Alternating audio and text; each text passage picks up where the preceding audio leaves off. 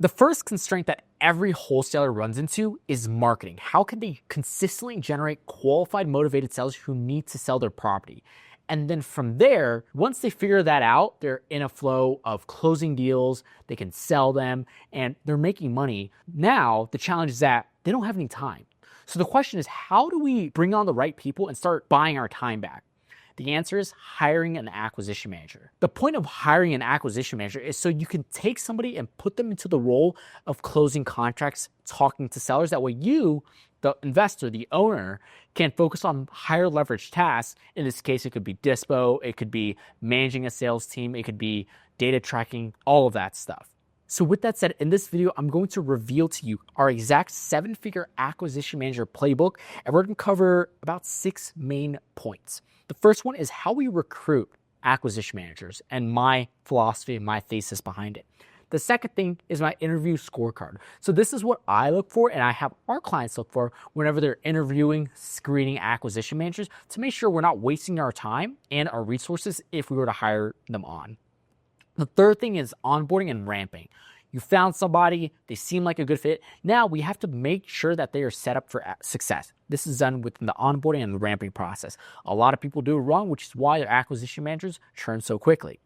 The next one is burnout prevention. As a salesperson, it's not a matter of if you're going to burn out, it's going to be when you're going to burn out. So my goal is to prevent this before it happens because it hurts and it sucks for everybody. The acquisition manager, the owner involved, because you're going to see your closings take a dip. We don't want that.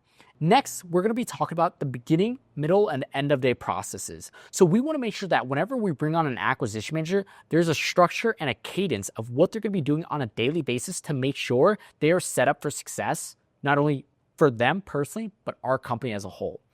And finally, common mistakes and why I've seen people can't scale acquisitions teams. By the way, I've made these mistakes myself, so I'm sharing from personal experience, and I've seen what our other clients have messed up, and that's what I work with them on to make sure it doesn't happen again. With that said, let's dive straight into it. First thing is acquisition manager recruiting handbook. So this is how we specifically hire acquisition managers via this playbook. So we break it down via the talent acquisition funnel. So if you think about the seller funnel, you're going to have a lead source. So it could be Facebook, it could be Google ads, it could be recruiters, whatever the case is. In this case, it would be a lead source. And then from there, we have a screening process to vet them, screen them, make sure they're a good fit, and then onboarding, which is basically the closing, right? So for me, I like to use Facebook ads. And some of my beliefs with hiring is that the best talent is already working for somebody, right? My goal is to provide that acquisition manager that might be unhappy because maybe they're not making as much money as they want to. Their manager is the absolute not a nice person, I'll put it that way. And they are surrounded by people that they don't like and the growth potential is not there. All these pain points that an acquisition manager might have could be reasons why they would leave them and work for you. This is my belief. I don't believe it's poaching. I simply believe we're just providing better opportunities, right? So how do I acquire and generate leads or applicants in this case for the acquisition manager role? Like I said, I start off with Facebook ads. So we have our own ads, our own video ads that we know work really well, that converts, that generates qualified applicants. If you don't want to run Facebook ads, you could also run TikTok ads. I've hired some directors for not only my clients, but me myself from TikTok ads. It is the craziest thing ever. And final thing, if you don't want to do all that heavy lifting, you can hire recruiters and headhunters. Now, the way recruiters operate, at least the ones that I like and the ones that I work with, they are either you can pay them an upfront fee or you pay on placement. Now, what is pay on placement? From my personal experience, the way pay on placement works is that you work with somebody, you tell them, hey, this is what I look for in an acquisition manager. Go find them, and if I hire them, I will pay you a fee or a flat fee or a percentage based off of their annual income, right? Because as a sales role, it's typically just a flat fee because these are, like I said, commission-based roles. So that's one way. And the other way is obviously just paying them a flat fee up front. They're going to go out, do the heavy lifting, headhunting, outbounding, etc. Me personally, I like paying upfront. And here's why I say that. because they're more invested, especially if they have some sort of guarantee, like a placement guarantee, where if the hire doesn't work out in 90 days, where they're willing to replace them for free.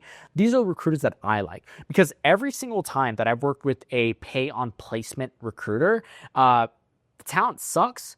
And that's about it, right? The talent just sucks. You don't feel like a priority. They move too slow, etc. So for me, I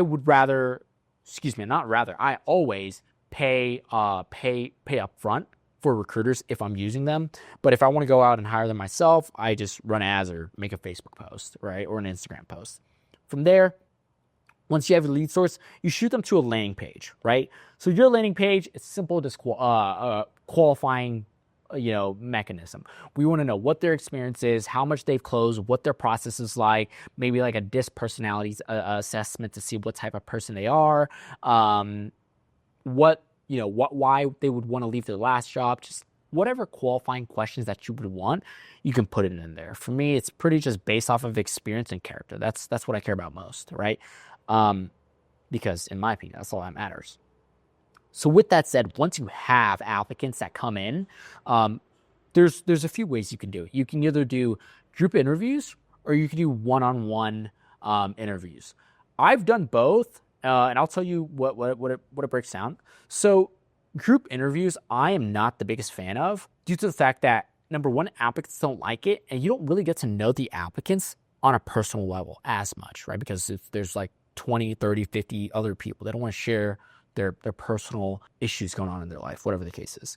So for me personally, I've done group interviews. It's like my perception of it is that group interviews are just low effort. So I would refrain from that, me personally, and what I recommend our clients. I like to do one-on-one interviews. And the way this works is I typically have a initial screening. It's either me or somebody on my team that as soon as they fill out the applicant or the application, someone on my team will give them a call as soon as possible. Same thing, it's speedily, it's talent acquisition funnel. And from there, we want to qualify them, make sure that like they're legit, get to know them, see how they act over the phone. And then from there, we'll basically set them up for a one-on-one appointment with me or somebody else on my team. That's where we'll get to know them, their personal, their professional goals, things like that. But what I specifically look for is off of this scorecard, right? If we look at competencies and native geniuses, these are pretty much what I'm looking for. Results and outcomes, you can ignore this for now. This is more so whenever you actually bring them onto your team. But for now, just focus on core competencies and native geniuses. So I want to make sure this acquisition manager is experienced. He's good. Maybe he knows he's good, but he's also humble and coachable, right? I want to make sure they're willing to learn new skills, know that they have areas for improvement, and go out of their way to seek improvement. Because at the end of the day, no one's a perfect closer, and there's always room for improvement, no matter how good you are. Second thing is data-driven. We want to make sure that our acquisition managers are good with numbers. Obviously, they're comping numbers all day long, or comping deals all day long, but they're able to analyze, self-diagnose their own metrics, and see how they can improve from there. Next thing is proactive problem solver. I mean, you're in real estate. There's always going to be a problem. So we want to make sure that this guy doesn't give up as soon as he gets his first objection, right? We want him to be a problem solver and proactive. We also want him to be organized. If his CRM is an absolute mess, he never takes notes, it's going to be hard for him to succeed in the long term, right? Final thing is extreme ownership.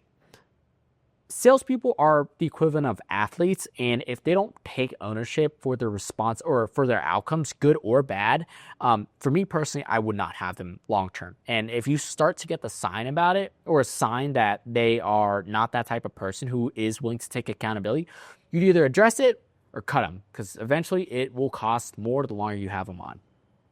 Native geniuses, same thing. We want to make sure they're analytical, creative problem solver. They're loyal, obviously. The biggest challenge about acquisition managers nowadays is that they go work for somebody, get experience, and then just start off their own thing. It's part of the game. You can't really do anything about it. But if you build a culture and an opportunity so big that they can fit their dreams inside of it, most of the time they will stay longer. I also have a bit of a I don't want to say it's a controversial take, but some people have expressed different opinions. What I've noticed is that I like to hire acquisition managers that are a little bit older, and I'll tell you why. Because most acquisition managers that are a little bit older, to me, being 20 years old, someone older to me, I try to be around like 35 to like 40s, like 30, like that ballpark, right? 30s and 30 to 40s, right? So the reason why is because most of the people in this, age group they have more responsibilities. Like they may have a kid, they may be married, they have a house, mortgage, cars, etc. So they're in a life where they're just, they want to make good money, they want to do something that fulfills them, but they also want to take care of their families. And what I've noticed as a result of that is that they have I don't know if the right thing to say is a chip on their shoulder, but they have responsibilities. And I'm sure you understand what I'm trying to say. I don't like working with people younger, even though I'm relatively young. It's because of the fact that they can take risks, right? They're bouncy, they're flaky, they're just the most egotistical kids ever.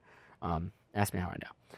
And then another thing is voice everything, right? I want to make sure that this acquisition manager brings things up, doesn't hide things. Like if something's not going well, I don't want them to wait until it blows up to then bring it to me. I want, when the fire starts to, light and there's smoke in the air, like, okay, let's talk about this. Let's try to fix this before it becomes a whole wildfire.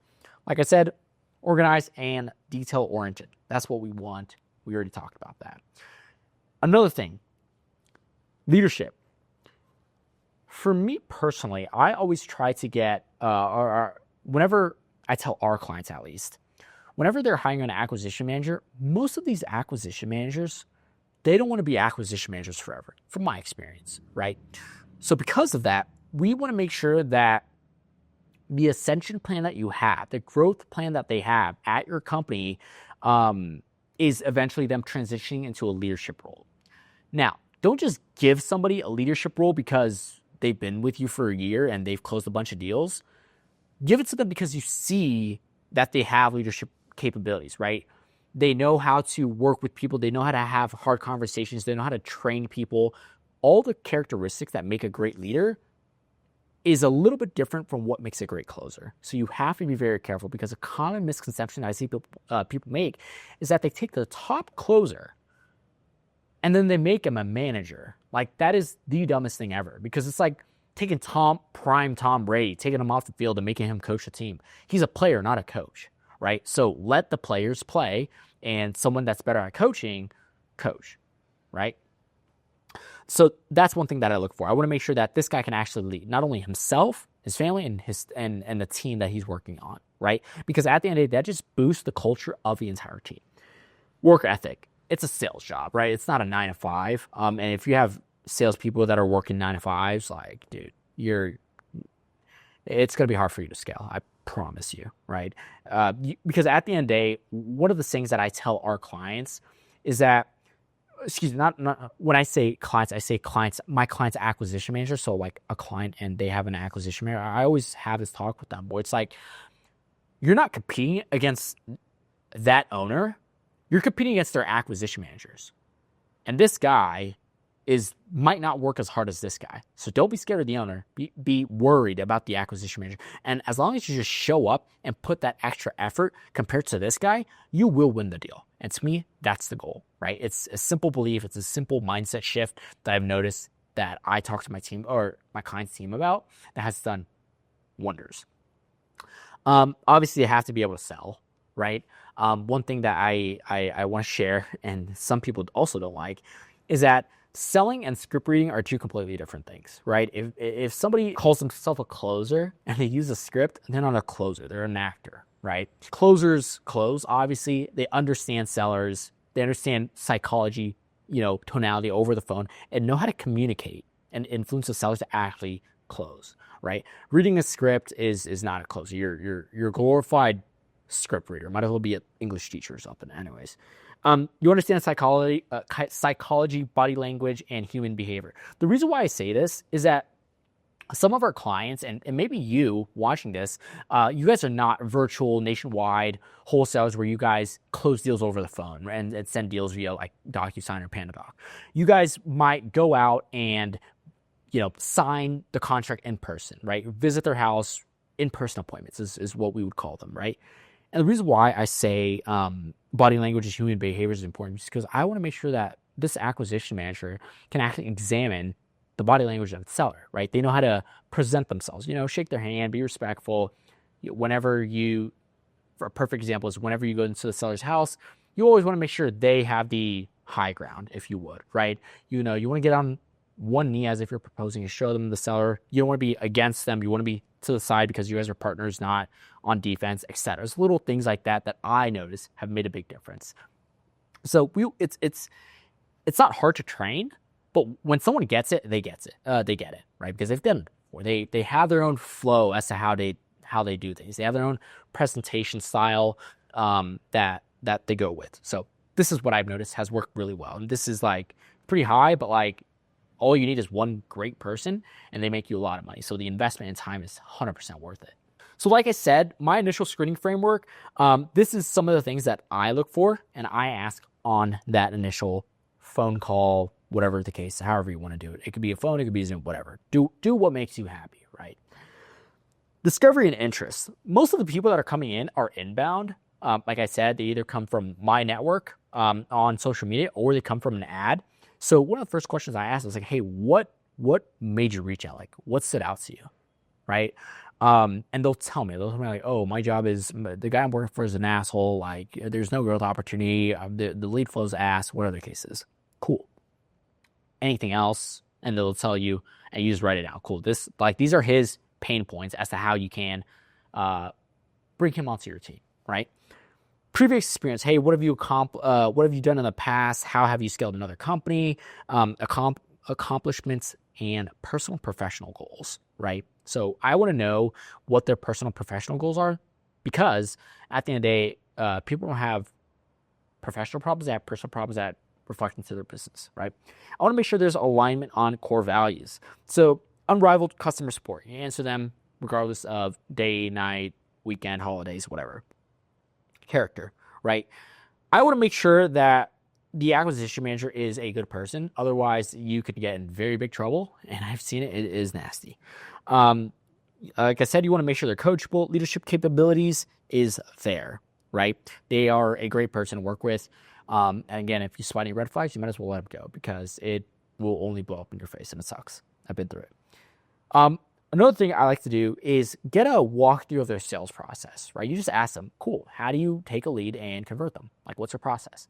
And you just let them talk. And the reason why I make the question so broad is because I just want to hear what they have to say. I just want them to pretty much dump their knowledge on me, because sometimes you might learn something from the acquisition manager. And one thing that I look for whenever I'm hiring any role is if I can learn something from this guy. If I can't learn anything from this guy, then he's probably not that good, right? So if you learn something from an acquisition manager and you're like, damn, that was slick, that was good, you can implement and imagine what else he knows and how much else he can make you, right? Like I said, are they glorified script readers or true salespeople who can influence, educate the prospect, as well as persuade them? Now, another thing, you want to make sure they have the hunger and drive to be the best personally and professionally. If not, it's going to reflect. Because some of these acquisition managers that I've seen for our clients, let's just say they're not that good, right? I want to be nice. Do they have the skills and experience necessary to meet and exceed KPIs and expectations? If they don't, then don't hire them, right? Don't just hire somebody to fill a seat. Hire somebody to make you money. Do they demonstrate long-term loyalty or offer hopping? If they're just looking for something quick, they're probably not going to be with you long. You might as well not hire them. They just take your stuff and run with it, right? Because they know, like, what are you going to do? Sue them? Like, fine. People skills. If they don't have people skills, it's going to be very hard to make it in this business as an acquisition manager because you deal with people all day. So those are things that I look for. Now, once they pass that initial screening process, the second thing is the skills test interview, right? So, like I said, you want to know how they sound on the phone. You can either give them dead leads and tell them to work on it or run a mock call or interview. My favorite ones are always just handing them dead leads. Like just leads that you guys have put through the ringer and nobody is on the team to close them, give it to them. See if they can get in contact and just work that thing. Right? Just tell them to work it however they want. As long as they record it, review it, it's the best. I mean, if they can close from that test lead, that dead lead, awesome. You know that guy's a killer, right? So that's one way to do it. Another way is to share a couple of call recordings of deals that close, as well as deals that didn't close, or sellers that didn't close. And give them two things. Either tell them to study it, note the framework, and then role play it with you. In my opinion, any good salesperson should be able to sort of dissect and I guess label the structure of a sales call and tell you what someone is doing and why, right? More importantly, they should be able to do it for themselves, because if they don't even know what they're doing, they're not going to be doing well, right? They're not going to close, right? Second thing is call reviews. You want to do call reviews with the acquisition manager, and you want them to tell you why it closed, so what the person did well, the salesperson did well, and what they would have done differently. And you can do vice versa, why a deal didn't close and what they could have done. My entire process here is I just want to see how this guy thinks. Does he think as a true salesperson? Because if he says like, oh, like, if you just tell me like, oh, if the seller says I need to think about it and he just said this word track instead of this word track, I'm just like, this guy just reads scripts. He's not a closer, right? So that's what I try to find. Now, perfect thing, you found the amazing acquisition manager that you think is going to make you $1 million, literally, right? How do we actually onboard him and welcome him to the team? This is by far one of the most important part, because it's like, closing the deal is great, but now you actually have to sell that deal, right? Onboarding and ramping process. How do you onboard them into the team? This is my simple process. The first thing is tech stack. So get them onto your CRM, data tracker, Slack, or WhatsApp, whatever you guys use for communication. Gmail, payroll. So we use Gusto. It's simple. It's easy to use. And then the sales handbook.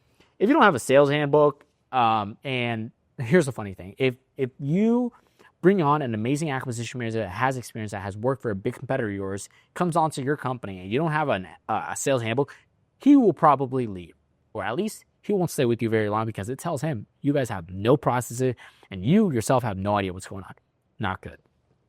So that's just the tech. This is the easy part. You can do this in 20 minutes. Week one, I like to outline and sit with them and break down the ascension plan to help them grow and exceed on-track earnings. Everybody has like, oh, it could be 10K, it could be 15K a month.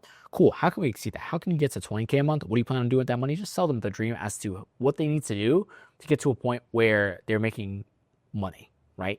More money, at least. Reviewing the sales script, if you have one, right? When I say script, I more so refer to framework. I don't like word-by-word scripts. That to me is not where I want to go. I like having conversations and building real closers, not script readers. Doing that, reviewing call recordings as well as role play, right? Role play with them, get in the flow, and if you feel like they're ready, give them a few leads, toss them a few leads, have them shadow you. You will also mentor them through each call. Whenever they're shadowing you, after you finish that call, you want to tell them, here's what I did, here's why I did it, and then you ask them, what are your thoughts on it?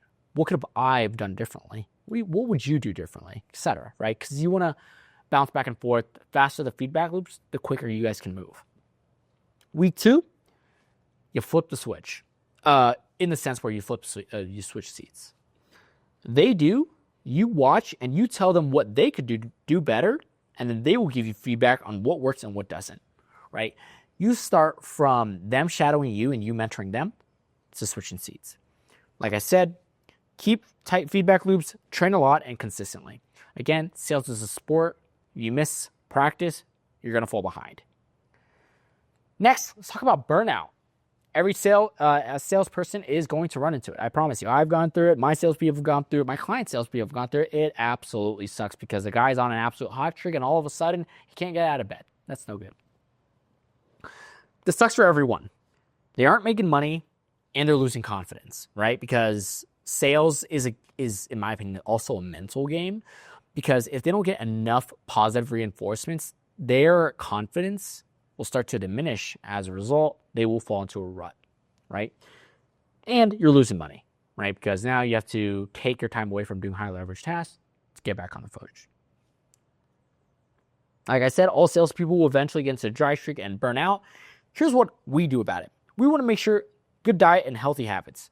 I mean, I've seen clients do group chats where it's like sleep tracking group chats, or they'll get their entire team like a Whoop band and connect it and everybody's in a group and the owner can see how everybody slept, there's also funny jokes like, if your heart rate spikes at 3 a.m., something's happening. Anyways, diet and fitness, right? If you feed your team shit, they're probably going to operate like shit, right? So make sure, they're eating good food, right? They're working out, doing whatever they need.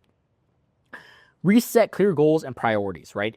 Any rep should set clear goals and priorities for themselves, and this will help them stay focused on their work and stay on track, right? This is the importance of like scorecards, end of day reports, right? Projections, weekly projections, all of that. Communicate and ask for feedback. Check and look out for blind spots. A second set of eyes will spot things they can't, right? Which is why, for example, if you feel like you're in a rut and you're a closer, maybe reach out to a friend, somebody a mentor, and ask them to do a call review, and they will tell you what you're doing wrong. You will notice that it is so pivotal, and once you execute on that action item that they told you, typically you will close. At least that's what's worked for me.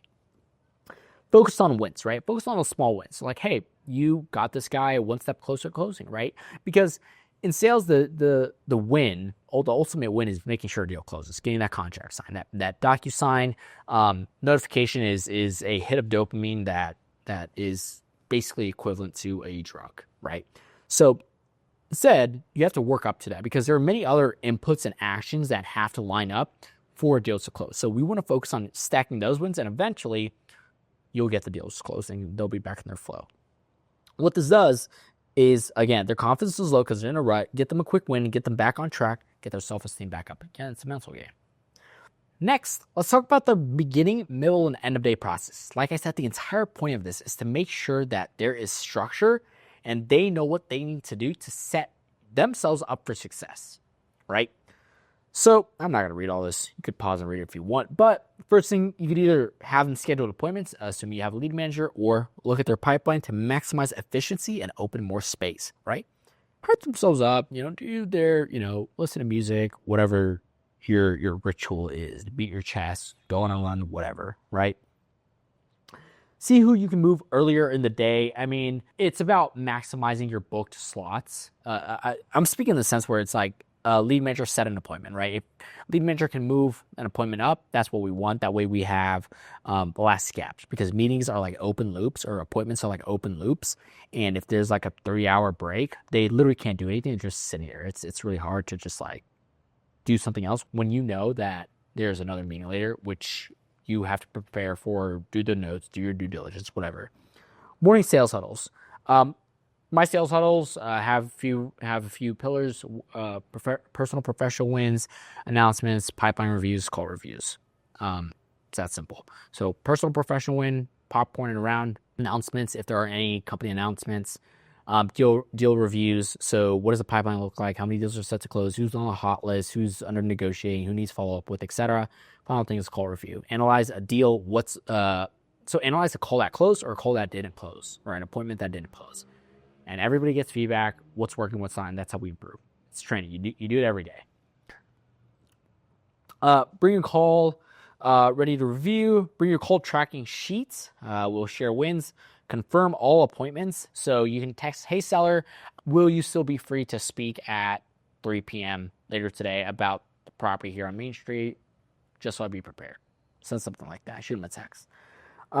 Middle of day processes. So after the meetings, typically get on the calls. While you're on the call, switch your mindsets instead from how can I close this deal to how can I serve the seller. It's a simple tweak. It just gets you in a better mindset to actually serve as opposed to just close. Because close is, I guess, a bit of a harsh term. Not harsh, but it's more aggressive. You want to come into the mindset of serving them. That way you're less attached and you don't have commission breath, right? Because they will sense it. Once you're off the call, typically, when I say off the calls, is off appointments, you typically want to be following up with your hot list, SMS, prospecting, running follow-ups, right? So this is what we do. Long-term literature, no-shows, so basically people that didn't answer, and then follow-up requested. Maybe they're at their job, they're working, whatever the case is, they asked us to call back, right? End-of-day report or end-of-day SOP, we have a process for them to do end-of-day reports. So this simply talks about like what are the KPIs for the day, how many dials they made, how the appointments went, each broken down, what are next steps for each person, what they did to get better, and what is their action items and plan for tomorrow. Those are some simple questions. You set it up in a job form, a Google form, whatever the case is. That way you could review and bring it on the next day. Now, let's talk about the most common mistakes as to why most people I've seen cannot scale an acquisitions team. The biggest one is the opportunity is not good enough. So what do I mean by that?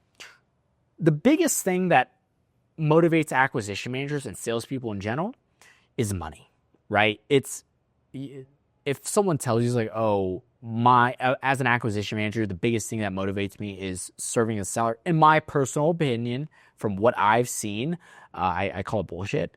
Because if that's the case, you could tell them to negotiate just instead of paying them 15%. It's like, hey, fine, cool. If your fulfillment comes from serving, we'll give you 5% commission, right? They're like, no, I want 12, 15. I was like, okay, so you are doing it for the money. Anyways, so we want to make sure that the on-track earnings is worth it to attract good talent. If the acquisition manager, based off of how many deals you're closing, is going to make $5K a month, you're not going to get a good guy, dude. You'll get some dude that wants to get out of his 9 to 5, which is, I'm not saying that's bad. I'm just saying that, like, we want top-tier talent, right? At least I do. Also, it has to be worth it for them to leave their job to come work for you. That's one thing. Another thing, for example, is lead flow. Most of these companies, they don't have lead flow figured out. So if you're working with me as a client, we have lead flow figured out. Then they don't have that issue. They don't have to stress. Because at the end of the day, their income is based off of how many quality leads you can put in front of them and their skill set. And you, as the employer, as the owner, as a leader, have to set them up for success. Because if you don't, they're going to lose. They're going to leave you. I guarantee it. The second big thing is poor onboarding, management, and leadership. The idea of just throwing an acquisition manager in the fire and just making them learn is, in my opinion, not the smartest thing to do, especially if you're dealing with Google PPC leads because it's so expensive. So you can if you want. It's your money. But it's just not something I would do due to the fact that it's a big waste of money and they have no context. There is no iterations. They don't have a foundation to actually close these deals. Dictatorship. This is very common, actually. Some of these wholesalers out there, they're not the best leaders, and they operate as dictators, which is why their team leaves them to start their own things. I have clients right now that have left companies because their previous managers sucked, and they're doing their own thing now. So we don't want that. Final thing is leading with punishment over reward, right? If your acquisition manager is doing something good, tell them they're doing something good. Reward them for it. You don't have to give them money. You just acknowledge it, right? Make it a professional one on your team meeting, right? Instead of just scolding them and yelling at them for every bad thing they do, why not highlight the good things they do so they know what to do more of, right? So to me, those are the biggest things as to what I see many wholesalers mess up, myself and my clients included. And I hope this brings a lot of insight as to maybe what you could do better within your wholesaling company to scale your acquisitions team. Because the one thing I've noticed, not only for my personal life, my personal business, but our clients' businesses as well, is that when you go from being a player, closing the deals, doing the dispo, doing all the heavy lifting, to having to train somebody and manage a person, it is a night and day difference because it's a completely different skill set. And it took me over a year and a half to become a better leader, right? Because I was a dictator because I didn't know what good looked like. I was operating with punishment over reward, right? Which is why my team was always leaving. I mean, when I started my when I first started my agency, I was trying to hire lead managers for ourselves, for our clients. And the challenge we ran into is that I had 3 or 4 lead managers that quit before their first day. So it was extremely frustrating, extremely annoying, right? And I found out that it was my fault because I didn't onboard them properly and I didn't train them properly. So it made sense. Same thing with salespeople. You're going to run into it yourself. It's just, it's part of the game. I think everybody goes through it. Just learn from it and move on. So with that said, if you are struggling to hire an acquisitions team and you'd like my insight as to how I can help you not only hire, train, and manage your acquisitions team, there's a link in the description. Schedule a call with either me or a member of my team, and we're going to walk you through exactly how we make that happen.